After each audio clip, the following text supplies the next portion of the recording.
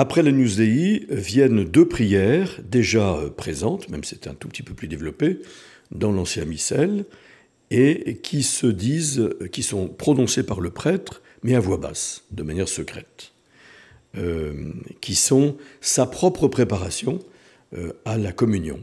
Je l'ai déjà dit, le prêtre n'est pas seulement un faire-valoir, il n'est pas seulement un figurant ou un acteur qui rend un théâtre sacré à la disposition des fidèles, et surtout pour les aider à entrer eux-mêmes dans l'offrande du Christ, par l'offrande de leur vie. Mais lui aussi, il ne peut pas être indemne de cette offrande, et lui aussi, il veut s'unir à l'offrande du Christ dans la communion sacramentelle, et donc il se prépare intérieurement à travers des prières traditionnelles qui sont très belles. Alors, dans le Nouveau Missel, elles sont au choix. Personnellement, je les dis toutes les deux toujours, ensemble. Dans l'Ancien Missel, on les disait à la suite. Je les relis. Elles sont très belles et les fidèles peuvent aussi les trouver dans le Missel et donc se préparer ainsi intérieurement eux-mêmes à communier. Seigneur Jésus-Christ, Fils du Dieu vivant, selon la volonté du Père et avec la puissance du Saint-Esprit, donc on voit bien la dimension trinitaire toujours de la prière liturgique, tu as donné par ta mort la vie au monde. Que ton corps et ton sang très saints me délivrent de mes péchés et de tout mal, fais que je demeure fidèle à tes commandements et que jamais je ne sois séparé de toi. C'est une prière tout à fait magnifique. J'entends encore le pape Benoît XVI dire que c'est l'une des prières les plus belles qu'il prononce parce qu'il y a cette parole qui me touche toujours beaucoup lorsque je la prononce moi-même, que jamais je ne sois séparé de toi.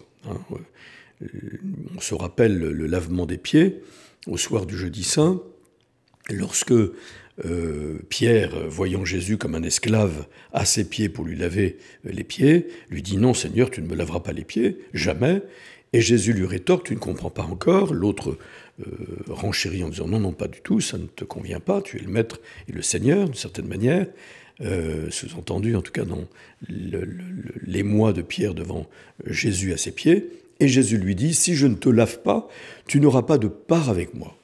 Alors à ce moment-là, Simon-Pierre se rend compte que ce qui lui importe le plus, c'est d'être uni à Jésus, c'est d'avoir part avec lui, c'est de ne pas être séparé de lui. Et donc il dit, alors pas seulement les pieds, mais les mains et la tête. Voilà. Eh bien, cette prière est très, très belle. Elle a inspiré même saint Ignace de Loyola dans une belle prière, âme du Christ, que l'on dit souvent, en action de grâce, après la communion. Et donc, c'est dire toute la ferveur, tout l'amour de notre cœur pour le Christ, où nous disons que jamais je ne sois séparé de toi. C'est pourquoi, que ce corps et ce sang très saints, me permettent me délivrer de mes péchés de tout mal, que me donne d'être fidèle à tes commandements, et donc que je ne sois jamais séparé de toi. Par ta mort, tu as donné la vie au monde. C'est une belle formule aussi. Nous savons en effet que c'est par la mort du Christ que la vie a jailli. C'est exprimé de manière magnifique lors de la vigile pascale, qui est la mère de toutes les vigiles et qui est le sommet de l'année liturgique, lorsque, au début de la célébration, le prêtre prépare le cierge pascal, qui est appelé à être pendant tout le temps pascal dans le cœur, près de l'ambon de la parole, le signe du Christ ressuscité qui est entré dans la lumière définitive de l'éternité et qui est la lumière du monde, comme il l'a dit, par sa résurrection, nous avons préparé le cierge en traçant la croix sur le cierge et en plaçant à 5 points de la croix des grains d'encens qui signifient les 5 plaies du Christ dans sa passion et sa mort sur la croix. C'est très important parce qu'on est en train de mimer à travers cette représentation du cierge le Christ qui s'offre en sacrifice et qui est consumé jusqu'au bout, jusqu'à la mort et la mort de la croix. Et puis c'est sur ce cierge-là qui représente le Christ crucifié, que nous allumons feu nouveau, qui a été béni par le prêtre, la flamme, et donc on dit précisément que la vie a jailli de la mort.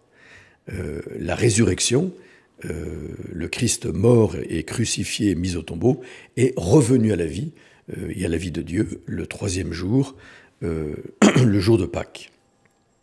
Donc lorsque nous voyons le cierge pascal, bien, nous sommes toujours rappelés, nous rappelons toujours que la vie a jailli de la mort, et le Christ ressuscité, d'ailleurs, lorsqu'il apparaît à ses disciples, ce que nous lisons tous les jours de l'octave de Pâques, eh bien, a le souci de montrer les stigmates de sa passion, les traces des clous dans ses mains et ses pieds, et de la lance dans son côté, pour bien montrer que c'est bien ce corps qui a été crucifié, avec lequel il a offert sa vie, qui est ressuscité, et non pas un corps d'emprunt. Vous voyez, tout cela est très important, et nous le signifions d'une certaine manière à travers cette prière préparatoire à la communion, qui est suivie d'une autre, plus brève. Seigneur Jésus-Christ, que cette communion à ton corps et à ton sang n'entraîne pour moi ni jugement ni condamnation, mais que par ta bonté, elle soutienne mon esprit et mon corps et me donne la guérison. Vous voyez, très important de dire à ce moment-là que nous avons le souci d'être le plus possible en état de grâce, et en tout cas dans un acte de contrition si nous sommes pécheurs, avec la ferme décision, si ce péché nous a séparés de Dieu, ce qu'on appelle le péché mortel, eh bien de recourir au plus vite au sacrement de la pénitence et de la réconciliation, pour ne pas, faire une communion sacrilège, c'est-à-dire signifier à travers la communion que nous voulons obéir au commandement du Christ, à la volonté de Dieu, comme lui, nous unir à son obéissance parfaite, et puis en fait mentir à travers notre vie et l'insouciance avec laquelle nous nous présentons à lui, pécheurs. Nous demandons évidemment au Seigneur que cette communion n'entraîne pas pour nous ni jugement, ni condamnation.